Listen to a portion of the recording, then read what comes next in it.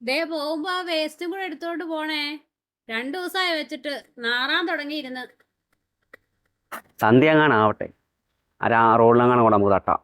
വേറെ മൊത്തം ആളായിരിക്കും.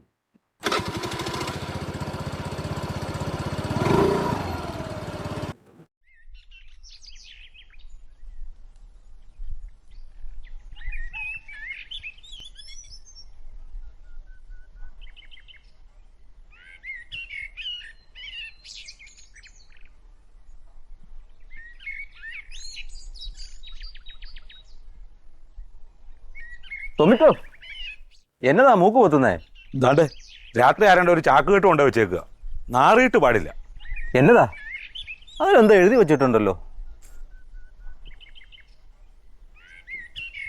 ഈ മാലിന്യം ഇന്ന് രാത്രി ആരോ വഴിയരികിൽ എറിഞ്ഞിട്ട് പോയതാണ്.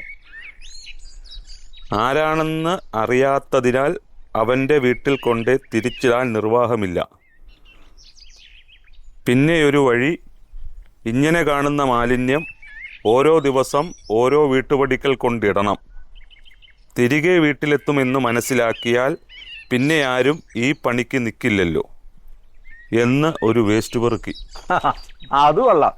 ദേ, എൻ്റെ ഈ തോട്ടത്തിൽ എന്നും ഏതോ ഓരോ ദ്രോഹികളും കൊണ്ട് വേസ്റ്റ് ഇടാറുണ്ട്. വല്ലവനും കൊണ്ട് റോട്ടിലിട്ടായിട്ട് ഞാൻ എന്നാ പഴിച്ചു? ഞാനൊന്നും ഇങ്ങനത്തെ തെണ്ടിത്തരം ഇതിലായിട്ടും കാണിച്ചിട്ടില്ല. ആ, അതിൻ്റെ ഉത്തരം എന്തായാലും ആ കടലാസിൽ തന്നെ ഉണ്ടല്ലോ.